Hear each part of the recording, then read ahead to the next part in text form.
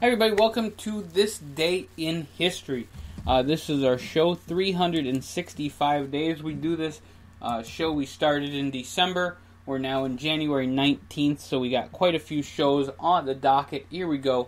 This Day in History, let's rock and roll. Alright, there are 346 more days remaining. It is January 19th. It's actually Friday today. It's kind of interesting how they give you the stuff because it says this day is more likely to fall on a Tuesday, Thursday, or Saturday, and less likely to happen. Can't talk half of the time on a Friday, so that's a little weird. All right, so we're going to start way back in the pack in 635 with Clovis II, King of Burgundy, is crowned. I want to find out a little bit more of that. What I do a lot of times is I just click on things, then I learn, and I like doing that. All right, and then 1419. So we're gonna go 800 years later. There you go, to the 100 Years' War, 1419. Rouen surrenders to Henry V of England, completing his reconquest of Normandy. Normandy seems to be like a very popular place for wars to have a turning point to it.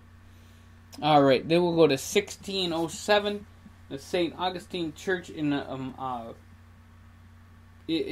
Philippines is completed. It's the oldest church that's still standing. So all that many years ago, 411. That's a lot of years. Alright. In 1661, Thomas Venner is hung, drawn, and quartered in London. Now, what did he do? I do not know. He was a rebel who became the last leader of the Fifth Monarchy men who tried to overthrow Oliver Cromwell. Drawn and quartered. Oof. Yeah. They were a little vicious back in that day. In 1788, the second group of ships of the First Fleet arrive on Botany Bay.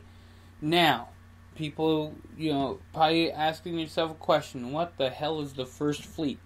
The First Fleet is the group of people that came from England to go to Australia that were convicts, people who England didn't want anymore. They sent them off to Australia. So if you ever hear the expression that, just Australia is a convict island, that's what it was actually for, and the First Fleet sent people over there. Alright, in 1806, Britain occupies the Dutch Cape Colony in the Battle of Wallachburg.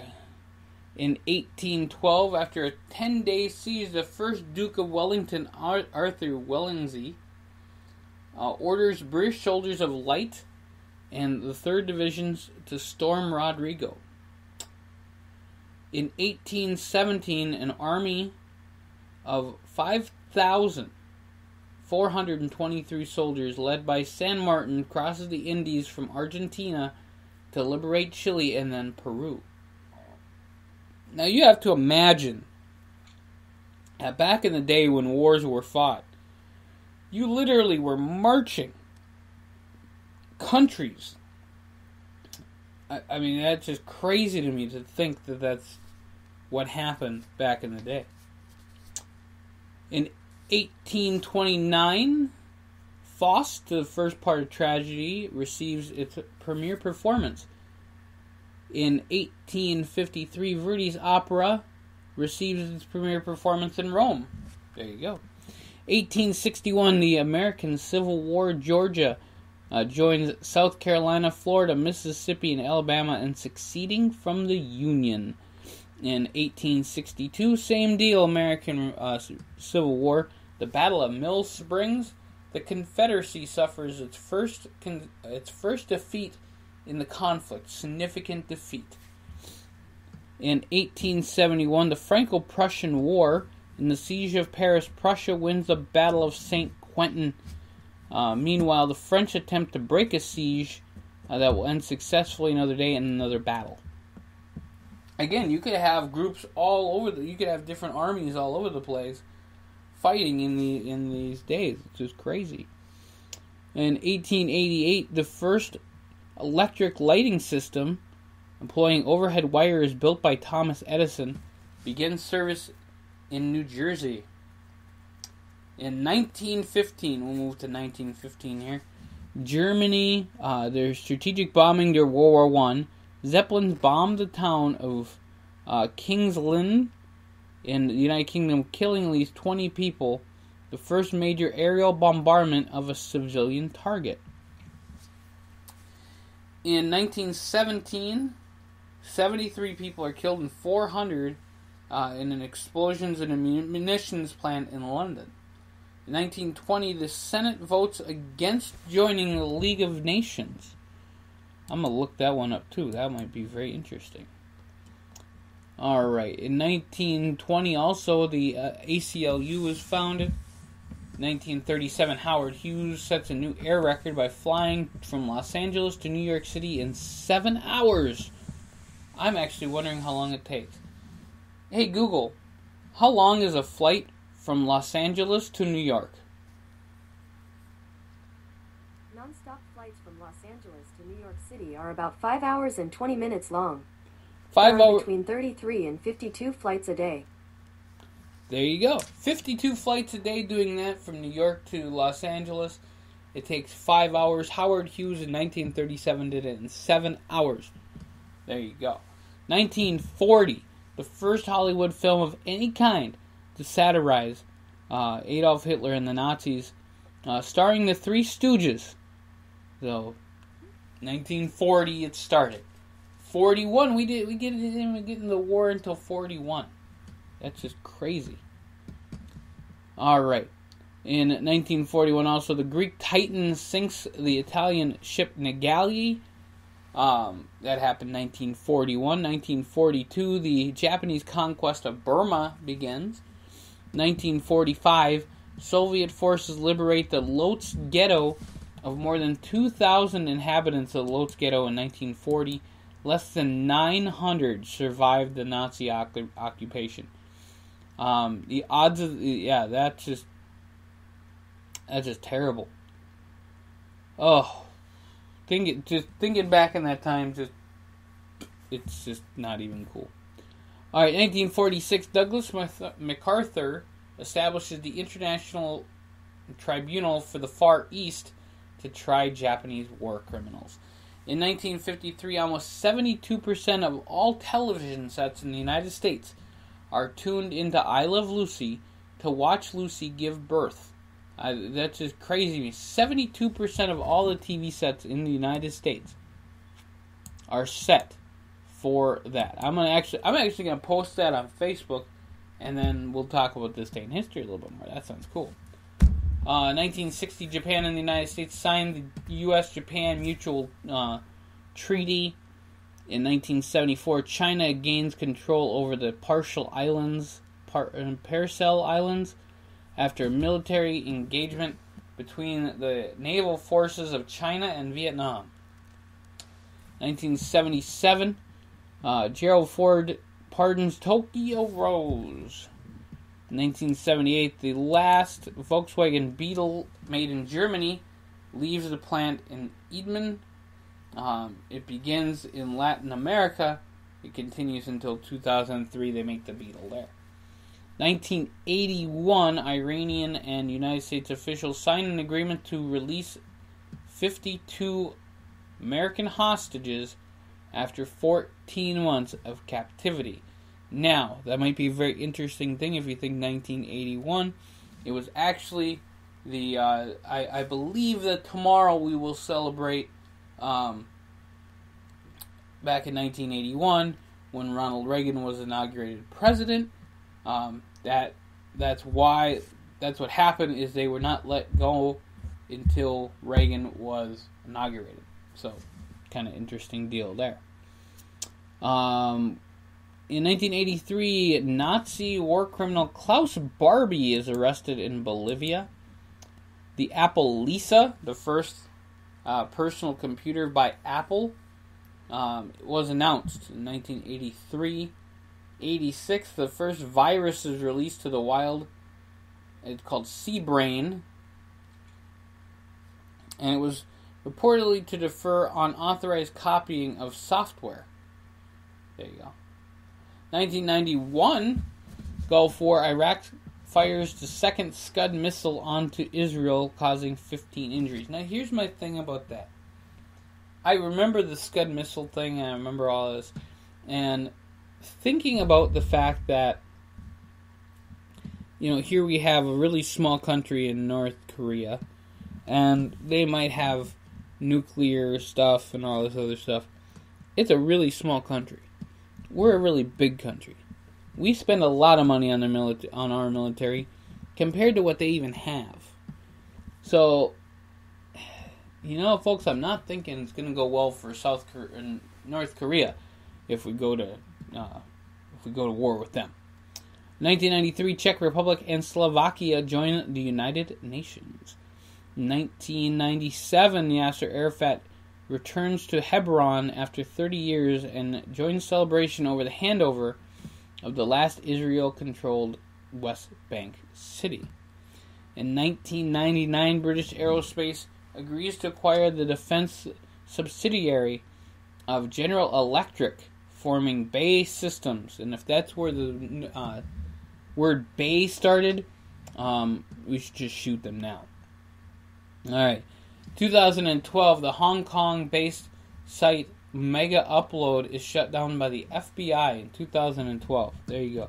And we're going to leave on that note the events and go to birthdays, as we do every single day here on this day in history. We talk about whose birthday it is. Like it's Edgar Allan Poe's birthday today, in 1809. So there you go. It says Robert E. Lee's birthday. Is that it might be. Is that the general? Yes, it is. So it's Robert E. Lee's birthday today. I'm still going to mention it on the show. So that's what I do. I mention everybody on the show. Not everybody, because I don't know who some of these people are. But there you go. If they're historical enough, we'll make it happen. Jean Stapleton was born this day in history. Wonderful actress from, I believe, from All in the Family. And we are now looking, and we found it. Javier Perez, the 135th Prime Minister of Peru, is the oldest person still living, born in 1920. So, happy 98th birthday to you, sir. Former Prime Minister of Peru. It's his birthday today. Tippi Hedren's birthday today. Kind of looking down the list. Fred Lincoln's birthday today. It's Michael Crawford's birthday. It's Pat Patterson's birthday. Happy birthday to Pat. Of course, coming up here in a little less than a week, we've got, or a little bit more than a week, we have the Royal Rumble. And that was Pat's deal. He created the Royal Rumble. Let's see. It's Phil Everly's birthday today. From the Everly Brothers. It's Janis Joplin's birthday. She was born in 1943. Died in 1970. Way too early. Way too early. Shelley Fabares. It's her birthday today. You might remember her from the Donna Reed show. The show Coach. When she was on the show Coach, I'm just going to say this live to everybody. That was, she looked, amazing. Or as Conrad Thompson would say on the show someone wrestled with, roll tide on that one. Just saying. Dan Reeves' birthday today, so happy birthday to Dan. Dolly Parton, Paula Dean's birthday today. So yeah, I'll say, lots of really cool people's birthday today. I'm, kind of amazed. Robert Palmer's birthday today. Desi Arnaz Jr., it's his birthday today. Now that would have been the fact that I Love Lucy gave birth. So that actually happened live. Okay, yeah, so it says right here, the same day Lucy gave birth to Desi Jr., the fictional Lucy Ricardo gave birth to little Ricky. And that's just really awesome. So I did not, I figured it was taped, but whatever works. Alright, Katie Seagal's birthday today from Married with Children, probably one of my favorite, I love that show. Married with Children was awesome. So happy birthday to Katie Seagal. Carmen, singer, songwriter, host, television host, actor. For all the Christian rock fans out there, you guys all know who Carmen is. If you don't, check it out sometimes. He's done some really cool stuff. Alright, kind of looking down the list here. We are getting into the 1970s now. We find Ron the Truth Killings, pro wrestler there. Phil Nevin, a baseball player. Junior Seau, awesome football player. American football player. Svetlana Horkina, who is a Russian gymnast and now a sports broadcaster, born 1979. Natalie Cook, who is a volleyball player, born 1975. Jodie Sweetin from the show Full House, now Fuller House, was born in this date in history, 1982. Tyler Breeze, happy birthday to Tyler Breeze, born 1988. Probably one of my favorite NXT wrestlers. A lot of people on here today, so I did love that.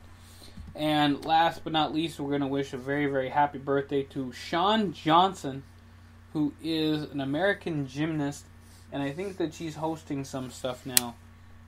Amazing gymnast. So, happy birthday to all of the people that we wished happy birthday to here. Now we're going to go to some deaths that happened on this day in history.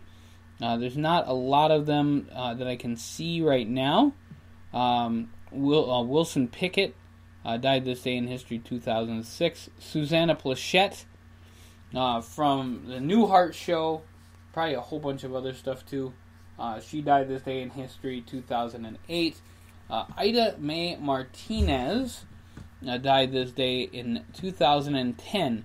Now, if you guys ever get a shot to check out this movie, talking all about women's wrestling, I know that with the Royal Rumble coming out, with Glow and just amazing stuff, check it out. It's called Lipstick and Dynamite, Piss and Vinegar, the story of women's wrestling. Ida Mae is on that show, and it's actually one of my favorite documentaries, just because it's just so amazing. Stan Musial died this day in history, 2013. Kind of looking down the list here again. Richard Evans died this day in history, 2016. Ben Starr, playwright, really good playwright. So there you go. And we'll go to holidays. It is Edgar Allan Poe's birthday today. So there you go. We're celebrating him today. It's Confederate Heroes Day in Texas. It's Robert E. Lee's days in 5 states: Alabama, Arkansas, Florida, Georgia, and Mississippi. It's the earliest day on which Husband's Day can occur in Iceland. There you go. Alright, so I want to thank you guys for listening to this day in history. I got lots of stuff to look up, because that's what I do. I look up really cool stuff after we find out what day it was. This day in history. So we'll see you guys here really soon on thescottshow.com.